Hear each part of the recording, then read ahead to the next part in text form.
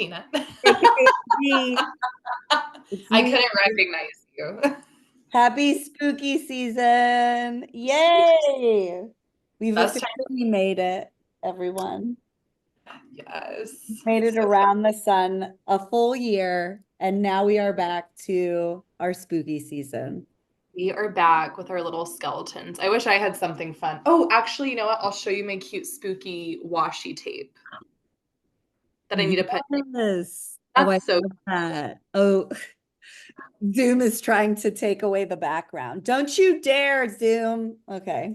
got Well, cute little spooky tape. That's what I we're have. here, y'all. I mean, I don't know if you know anything about me, but I love Halloween. Here's my skull. And we're here. We're in spooky season. And this video, Marcie and I are going to do today is mostly for parents, or if you're a provider working with parents, but we are going to support y'all in figuring out how to help navigate your kiddos with Halloween candy. So, yeah, that's what we're talking about. And welcome. So, yay.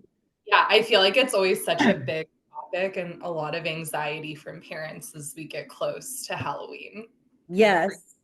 Yes. And don't worry, we are going to talk about the diet culture, social media myths that come out, and these creatures that have been created to try to hide candy from our kids. But we're going to walk you through it. So, but yeah, what we'll talk about today is we're going to give you practical tips to help you navigate this so that the spooky season can be fun and we all can just enjoy ourselves and not stigmatize and demonize candy and the spooky season. If you don't celebrate Halloween, skip, right? Or if you do in your own way, we're not here to tell you how to celebrate it, but this is just our support on helping navigate candy. So, Yeah. cool. All right, we're going to jump in. Normalizing candy on Halloween. Any Yes. thoughts, Marcie? I mean, preparing for this video, I just think about like when I was a kid with Halloween and like it's just so much fun, like getting all the candy and then I would like spread it all out and I would organize it. And then me and my sister would trade and like you get your favorites and it was just so fun. So I just want that for all kiddos or anyone who participates in Halloween is like, it's just fun. Like candy's not bad or off limits. Like really just want to normalize it as part of the holiday, that it's just such a fun part of it. I love that you have that like core memory where you're like, and then we would organize it and trade. And that's amazing. I grew up with two older brothers and absolutely not. There was no trading, or they would trick me into trading for the dots. Now, if you're a dot So lover, that's I'm fine. not. So I'm like, oh no, They thank would you. trade me the dots. Like, I'll give you 5 of these. And then I'd eat it. I'm like, ah, you tricked me again, so. Ooh. Yeah, But you had a different dynamic than I did. dynamic, right? So, yeah, but I think the core here is that there's a core memory built. You were able to really navigate this yourself as a kid. And now as an adult, you're still holding on to this like really peaceful, fun memory. Yeah. I think if we really allow candy, we're allowing kids to feel included and we're giving permission for this, and it reduces the forbidden food effect, which we will talk about a little bit more. And when we're decreasing the deprivation aspect of a particular food, whether it's candy or something else, in a different situation, you're really framing the food as one of many, right? And it's not something to fear, right? So we're really just trying to create this included aspect that the celebration is more of the event. Like I get to go trick-or-treating and get a whole pillowcase of candy, right? And then from there, we'll kind of walk through some expectations and then strategies. So Yes, but I love all of that. Just neutralizing it, where if it's on the even playing field with other foods, I talk to parents about this all the time. Like, then that food's not on a pedestal. They're not going to obsess over it or seek it out without permission or like sneaking and hiding, like when it is so neutralized and normalized, it's just another food. Right.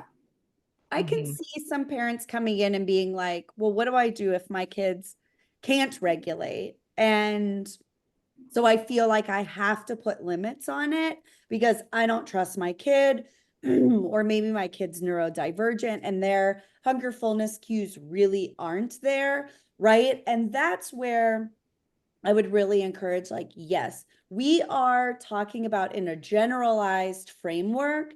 And then when we get into kind of nitty gritty of additional needs or potentially kiddos that really do struggle, then that is really where we kind of come in to help create that personalized plan for you and your family. We're going to talk about some do's and don'ts. We still hold firmly in those do's and don'ts, but you can always set up an individualized plan if you're like, this is great, but I don't think it's going to work for my kid, right? So we'll help For with sure. There's still nuance there that we can support families with on this topic or like similar things. that. Yeah. Exactly. Yeah. Cool. Mm-hmm.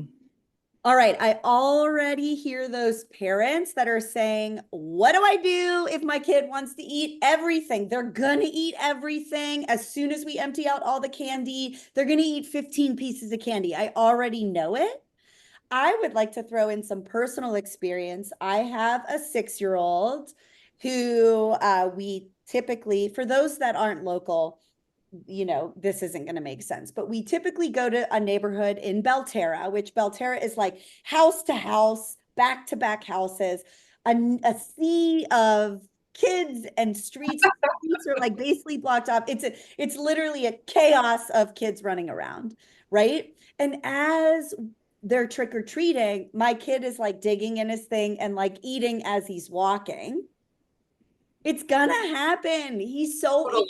Of course. excited, right? And I'm not gonna be that parent that's like, stop eating it, only eat two, blah, blah, blah. He's engaging in the moment. There was a year where he was doing that. And then at the end of the night, he was like, my belly hurts. And I'm like, yeah, but I think your belly is full of Makes candy. sense. And your body is telling you, oh, I need something else, right? And so it was a good learning experience for him Yes. for Yep. self-regulation. But what I didn't do is come in and go, you ate too much, right? You ate too much. You should do XYZ. You shouldn't do that next time. No, I'm just validating. Yeah, it's going to hurt. Your belly's communicating with you, right? Your body's communicating with you that it may want something different or it may want you to pause on the candy, right? So Mm-hmm.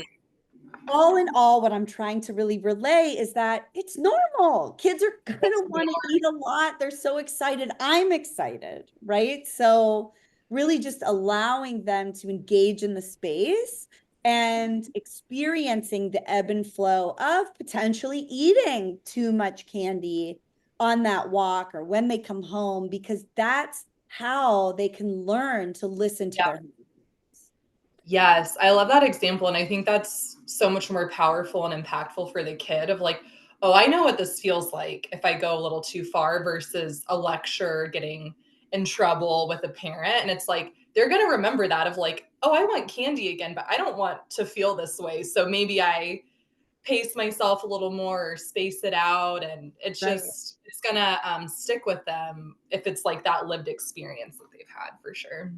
I think it is one of those things where you bring up something really important where if there is a lecture attached to the bellyache and the kids attaching, if I communicate my feelings and how my body is feeling, and I receive a lecture at the end, when it's not regarding safety, what am Right. I going to do? I'm going to sneak. I'm going to not be honest and I'm going to sneak this candy. And maybe my 6-year-old can't get access to it if I were to remove access. But when he's 10 or 14 or then 16, able to drive, they Mhm. will eventually get access to it and they will sneak it. And then we're dealing with a bigger problem, right? So we really want to encourage lines of communication to stay open. Yep. Obviously, if it's about safety, we're talking about a different scenario, but this isn't about safety. right? We're talking Yeah. about a few moments in time. So, yeah. Yeah. And I think another thing that's just helpful for the night is, still making sure you're providing balanced meals and snacks and like making sure they're having a wide variety of foods and they're not just going out trick or treating on an empty stomach. And so that can just help them, feel regulated and grounded too. And then just have more overall balance that night. Right. So to recap, those strategies are for if kids want to eat everything, let's allow some freedom on Halloween. Let's remind kids to listen to their body without lecturing them. And then making sure they're going into the event not hungry, that they've had a balanced meal or snack, going into the moment, and then they're not actually feeling ravenous during this occasion. So awesome. Yes. Okay, how can we help normalize candy? And this may be outside of just this one night. Mm-hmm. Yes, we said it. Allow your kids to eat candy. But what do you think, Marcie? You work so much with families and kiddos. So what would you suggest? I mean, this comes up a lot of if kids are sneaking and hiding or we're seeing behaviors like that. One of the very first things I recommend, which sometimes freaks parents out, is like we actually need to have these more often. We need to have candy more often or go get ice cream or have whatever more often so the kid can trust like, oh, I'm going to have this on a regular basis. Right. And then for the parents to start neutralizing that language of, let's go get ice cream as a family. What flavor do you want? Or this is so yummy and fun. I think there's also a good opportunity for repair with kiddos. If in the past parents have said it's bad or something to that nature, they can say, hey, I'm learning a lot about food and I don't want us to feel like candy's bad. It's a food we can have. Let's start having it more often. So that can take time. And I want to validate that. Feels like a really scary shift. Or there might be a transition period to kind of normalize that. But those are a few ways parents can start to neutralize candy or other foods with their kids. Right. I do think the language that we use is super important. So I think a trigger word often is sugar, right? And then it's immediately attached to the word bad or too much, Yes. forbidden or whatever. So yes, it's so important, Marcie, that we are validating people to say, hey, we can do that repair work. Yeah. So the way that we communicate, if parents are like, well, I don't know how to like frame this, just use the actual word candy, dessert, Right. ice cream, right? We don't need to say treat or Junk food or junk something like food, special treat, right? These are spaces where we're attaching that, oh, well, this can only happen in this really special moment. And that's what creates the deprivation aspect. So instead, I do communicate with my kids that, yeah, this is candy. And I can set limits on it in the sense of, let's say right before bed, my kids are asking for a piece of chocolate. Then I'll explain, hey, I hear that that's what your belly's wanting. We're trying to calm our bodies and get into a space where we are resting. What you're choosing is quick energy. And so if we eat it, our body's going to really take in that quick energy and it's going to do what it wants to do and wake us up. And that's that. not what we need right now. We need slow energy and gentle energy so it can bring us back down, right? And get ready for bedtime. So we can communicate these types of Yes. food, right, without attaching a particular label to it. When the reality is, I'm not going to let you eat chocolate when literally 10 minutes, we're 10 minutes before bed. It is also expected that on Halloween night, our kids are going to be hyper. They're going to be Right. hyper. Right. And guess what, parents? Thank goodness it's on a Friday, right? It's on a Oh, Friday. that's a gift this year. We're not being tortured. So yeah, like it's okay. Their bedtime might get pushed back a little bit or trick or treat earlier, right? And that. But allowing access is really important. Another aspect is encourage mindful enjoyment. You can say like, hey, I see that you're having your candy really quickly. Is there a space where you kind of pause and are checking in with yourself and you're able to actually taste what you're eating? I know you're excited and I'm really excited too. So I'm actually going to encourage you to pause for a second, take 10 minutes, and I'll tell you to come back and you can, enjoy the candy again, right? So we're really trying to encourage mindfulness that's appropriate for the kiddo's age. And then treat the candy as an overall part of like the enjoyment and the excitement, not just the focus of the eating. So example is we're talking about Halloween, we're trick-or-treating, we're dressing up, we're hanging out with friends, we get to go and engage in all the spooks, right? And it isn't really just focusing on the candy. When we bring attention to the candy and create a forbidden aspect, then what's happening is the attention goes on the candy and then that's all they're thinking about. So if we can just normalize the actual many other aspects of the day, then it will help really neutralize and normalize that candy. For sure. And I think that I'm kind of thinking about other holidays too, where of course there's a food focus or candy or desserts. And it's like, yeah, there's so many other aspects of the holiday. We want to, engage with those equally and not Yeah, just focus on the sweets or whatever it is. exactly. Which we'll do videos on those to help you navigate that, right? So yeah. Anything else you want to add on that, or do you feel good there? I feel good. I just love the examples you give of how you talk to your kiddos about candy. And it's just, it takes more explanation, but like the way you describe that is so neutral and mindful, and it's not chocolate's bad. Right. It's like, hey, this just maybe isn't the best time. Let's have some tomorrow, or I'll pack some in your lunch. Like, Exactly. I just think kids are gonna get that. And there's just so much more connection there. So I just love the examples you gave and how, parents can kind of utilize similar language. Yeah. Yeah. Yeah. All right, y'all, what not to do. Whew, it's hard. I just want to throw in parenting is really hard. I do this for a living and it's still hard. So like just bringing some gentle encouragement here that we're not searching for perfection. So, yeah. Right. Right. You want to kick us off here? Yeah. So we don't want to shame kids for how much they want. Again, they're going to be so excited. We never want to say if that's too much or, that's bad, just support them in enjoying it and be excited with them. Did you get your favorites?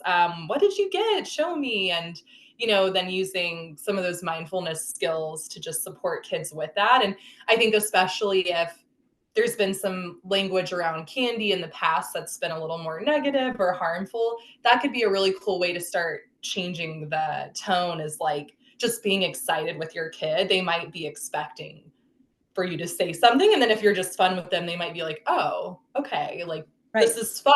So I think like just being excited with them can help reduce the shame. And we do want to avoid strict rules, like only two pieces. Now, I agree with you, Tina, on the nuance of like if the kiddo's neurodivergent or there's some other needs going on, then maybe there's some containment and limitations. But generally speaking, if we limit to a certain number of pieces of candy, that kid might try and sneak candy later that Yeah. night or hide it in their room and stash the wrappers somewhere. So it's understandable to want to try and set limits, and that can just lead to more like fixation on the Right. candy.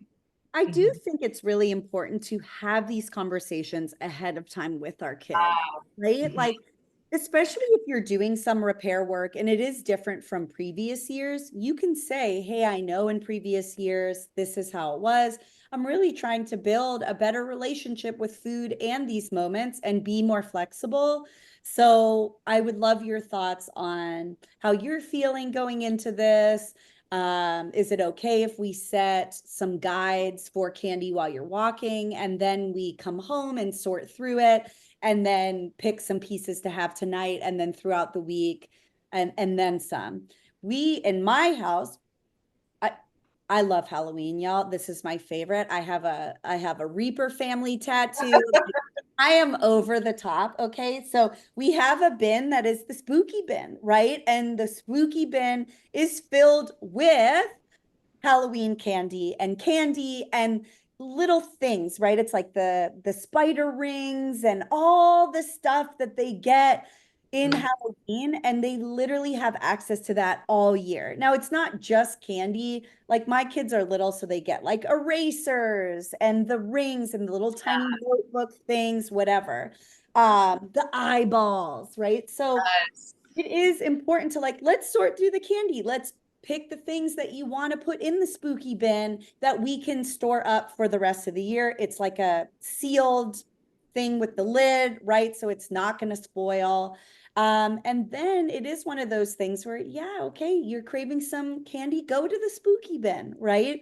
So those are some just ideas of, I hear you that I don't want my kid eating 400 pieces of candy. I don't either. That would be terrible. They're going to throw up, maybe, and they're going to be bouncing off the wall, Oof. Yeah. right?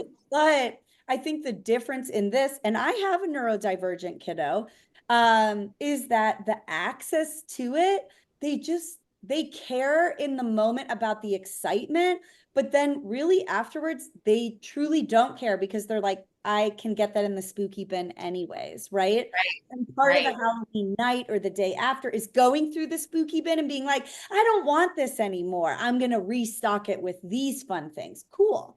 Right? So those are some tricks to like, if we increase the obsessional thinking, it is only going to increase the deprivation drive, which then creates a pendulum swing to create hiding and sneaking and eventually overeating, right?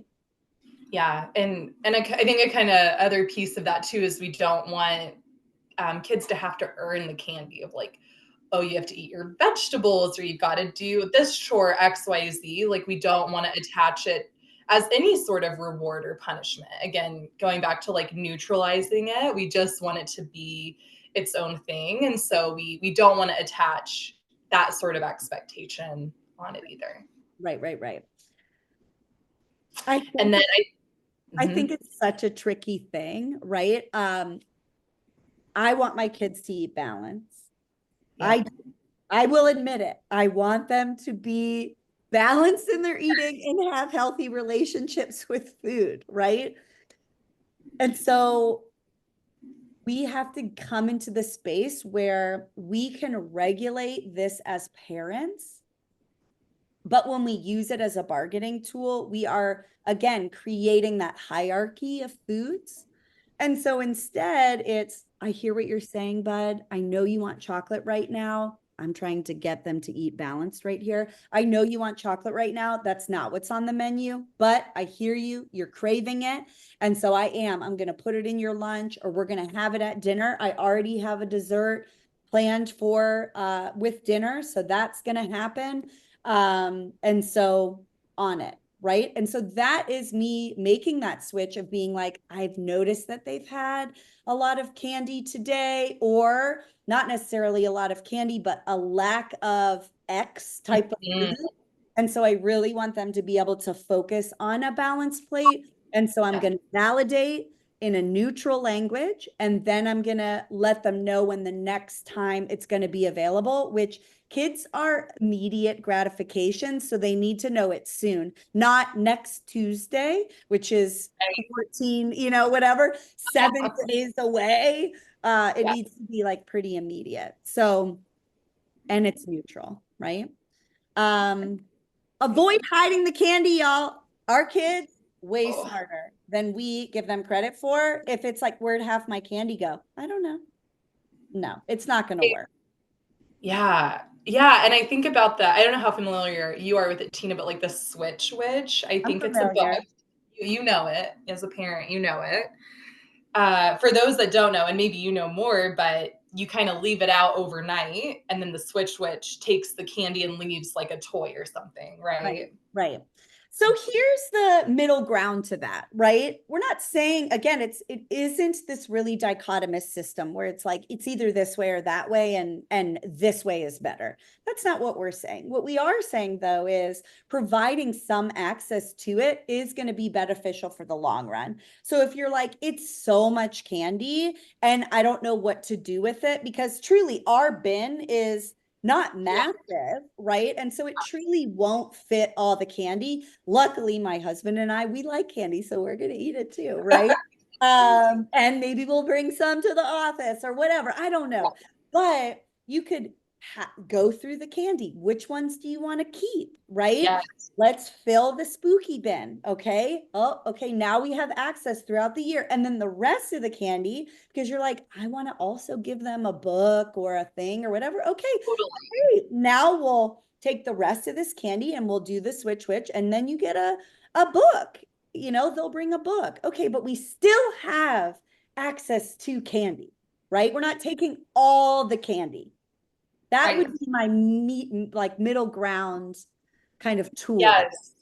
I Yeah. think that's spot on. And as we're talking, I'm thinking about it like if the rule is, okay, after tonight, whatever candy is gone, the switch which is going to take, kids are just going to eat a ton of And candy. yeah. Mhm. They're like, well, I'm not going to get this again. And so that just immediately disconnects them from their body or that mindfulness. If they know it's going away, then I'm just going to eat as much as I possibly can. Right. So yeah, I think there's a middle ground if that's like a tradition you like to do. Or I saw something too about it for kids with food allergies. Like if they want to trick or treat, but then they can't eat it, okay, let's switch it, get some safe, foods or whatever, or toys. So I think, yes, there is that middle ground, but we don't want to contribute to that restriction further. Exactly. Mm-hmm. So, in the long run, we really want to help kids build ongoing trust with candy, desserts, whatever it may be.